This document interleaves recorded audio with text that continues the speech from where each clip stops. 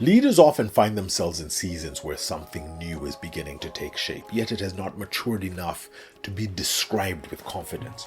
The old patterns are losing their accuracy, but the new ones have not yet gathered into anything coherent. The organization is shifting, the team is responding differently, and the leader senses that the work is moving towards a horizon they cannot fully see. They're standing in a moment where the emerging reality is still fragile, still forming, still reluctant to declare itself. This is one of the quiet responsibilities of leadership, learning to speak about what is still coming into view without pretending that it is clearer than it is.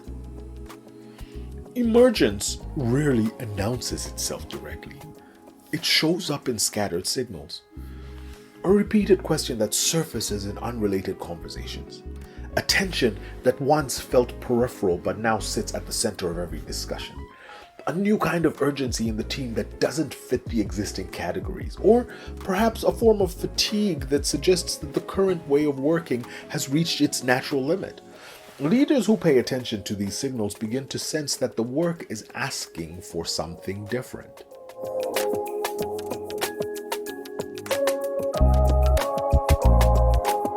As a leader, naming what is emerging is not about predicting the future or articulating a polished vision.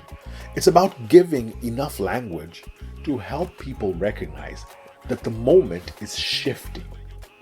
Language at this stage is less a declaration and more a way of gathering scattered observations into something the team can hold in common. The leader is not offering certainty, they're offering a recognition. We are in a different place than we were before, and something new is trying to take shape.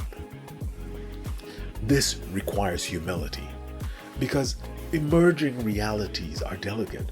If leaders define them too quickly, they risk locking the team into an interpretation that does not fit yet. If they refuse to name anything until clarity is total, they leave the team disoriented and alone in their own interpretations. Naming what is emerging means finding a middle posture, speaking honestly about what is being noticed, while allowing room for the language to evolve as understanding deepens.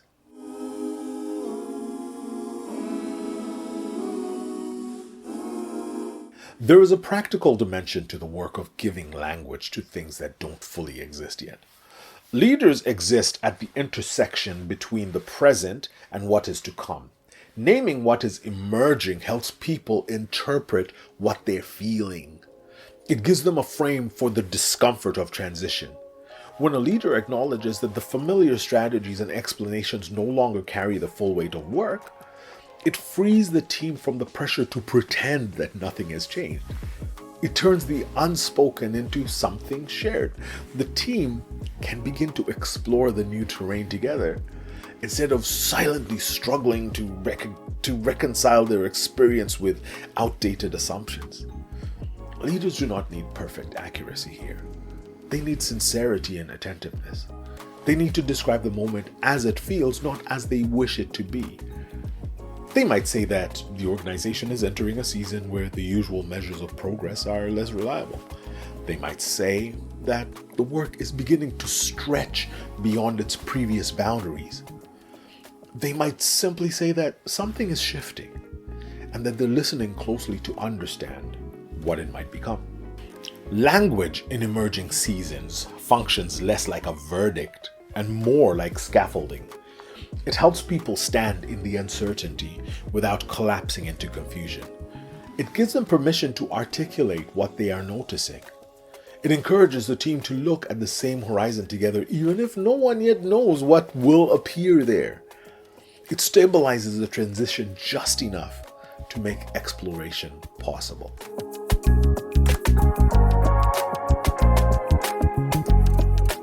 Naming what is emerging shapes the internal life of the leader. By speaking aloud, the leader acknowledges that they too are being changed by what is unfolding. They release themselves from the pressure to carry private clarity. They become more open to the insights of others. They recognize that emergence is not a personal project they must decipher alone, but a collective work that the entire team participates in. Over time, the emerging reality becomes more defined. Patterns repeat themselves with enough consistency to merit interpretation. Questions that once felt scattered begin to cluster. Early guesses either take hold or dissolve. The horizon sharpens, but this clarity only becomes possible because the leader created room for it. They did not force the moment, and they did not ignore it. They named what they could see, held tightly to what they could not, and allowed understanding to grow at its own pace. Naming what is emerging is one of the subtler arts of leadership. It requires patience, curiosity, and the willingness to speak in drafts.